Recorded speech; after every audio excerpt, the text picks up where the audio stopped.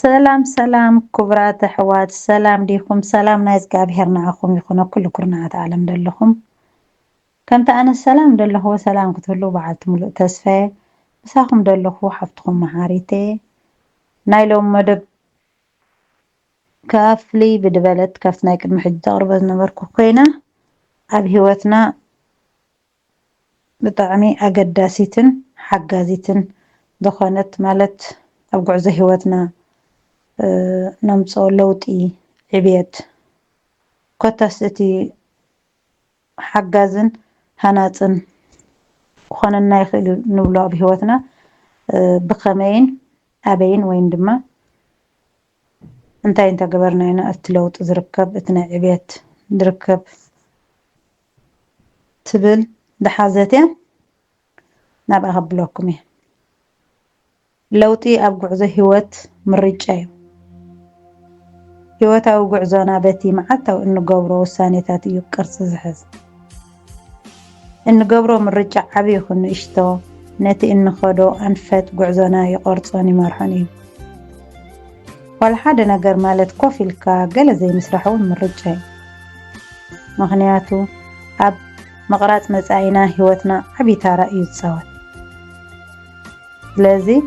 ዝኾነ ዝግበር ምርጫ ዝውሰን ውሳነ ብሃውር ዘይኮነ ብግዝያዊ ትዕዝብቲ ዘይኮነ ብኣፍልጦን ብርድኢትን ብጥበብን ክኸውን ከሎ እቲ ዝበለፀ እዩ ሂወት ካብቲ ባዕልና ንምህዞ ወይ ንረኽቦ ዕድላት ባዕላ ተቕርበልና ዕድላት ኣዝዩ ብዙሕ እዩ ስለዚ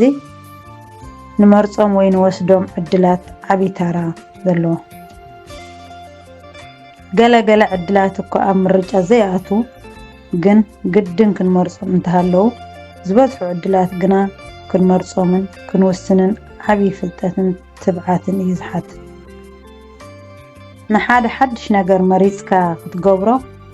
ምውሳን ማለት ከም ኣብ ዘይትፈልጦ ነገር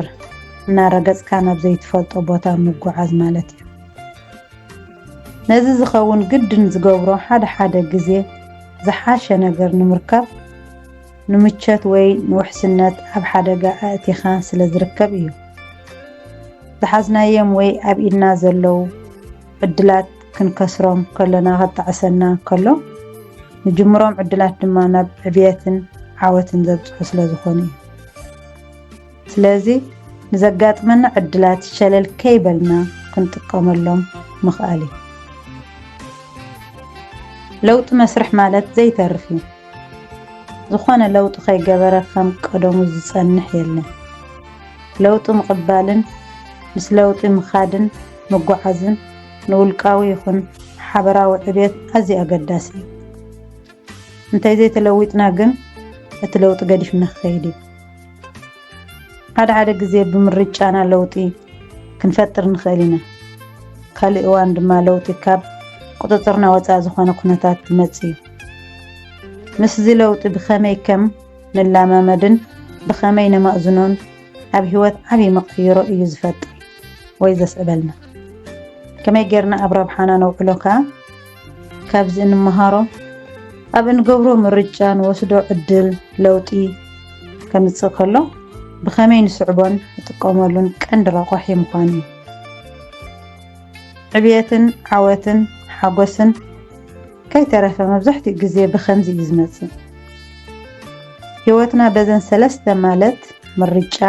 ዕድል ለውጢ ዝተቐርፀት ካብ ኮነት ከይመረፅና ንወስዶ ዕድል የለን ንዘጋጥመና ዕድል እንተዘይተጠቒምናሉ ከዓ ለውጢ የለን ስለዚ ኣየናይ ዕድል ከም ንወስድ ኣቐዲምና ቁኑዕ ምርጫ ክንመርፅ ነቲ ስዒቡ ዝመፅእ ለውጢ ድማ ቁርባት ኮይና ዝጎደለ መሊእና ንዘጓነፈና ሽግር ከዓ ናብ ረብሓና ቀይርና ምስኡ መጓዓዝ እዩ ነፍሲ ወከፍ እንመርፆ ምርጫ ወይ እንወስዶ ውሳኔ ንዝመፅእ መንገዲ ሂወትና ዘማእዝን እዩ ነፍሲ ወከፍ እንወስዶ ዕድል ከዓ ሓድሽ ማዕፆ ወይ መንገዲ ክኸፍተልና ይኽእል ነፍሲ ወከፍ እንቕበሎ ለውጢ ድማ ናብ ዕብየት ክመርሐና ይኽእል እዩ ስለዚ ኩሉ ግዜ ገዛእ ርእስና ከዕዊና ዝኽእሉ ነገራት ምስራሕ ፈፂምና ደው ክንብል የብልና እዚኣ ትመስል ክቡራት ኣሕዋት ብጣዕሚ ኣነ ኣይፀላእኽዋን ደጋጊመ ኣክስታይ ገይረያ ሃናፂት እያ እቲ ኮንሰፕት ማለት እቲ ሓሳብ እንተተረዲናዮ ብጣዕሚ እያ ደስ ትብለካ ማለት ኩሉ ግዜ ኣብ ሂወትና ንወስዶ ውሳኔ ኣሎ ወይ ድማ ባዕልና ንገብሮ ምርጫ ኣሎ ነቲ ምርጫት ወሲድና ብከመይ ኣብ ውሳኔ ንበፅሕ እቲ ውሳኔ ምስ ወሰድና ኸ ብከመይ ኣብ ዕብየት ወይ ድማ ኣብ ለውጢ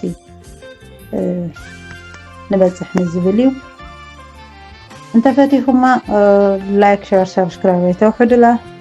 ኣብ ቀፃሊ ብኻሊእ መደብ ክሳብ ንራኸብ ኣብዚ ዘለናዮ ሰላምን ጥዕናን ይሃበና ኣብዛ ዘቕረብክዋ ክልሰ ሓሳብ ዝኾነ ሃናፂ ርእይቶ ወይ ነቀፈታት ኣለኩም ኣብ ኮመንት ሰክሽን ፅሓፍለይ ክብረት ይሃበና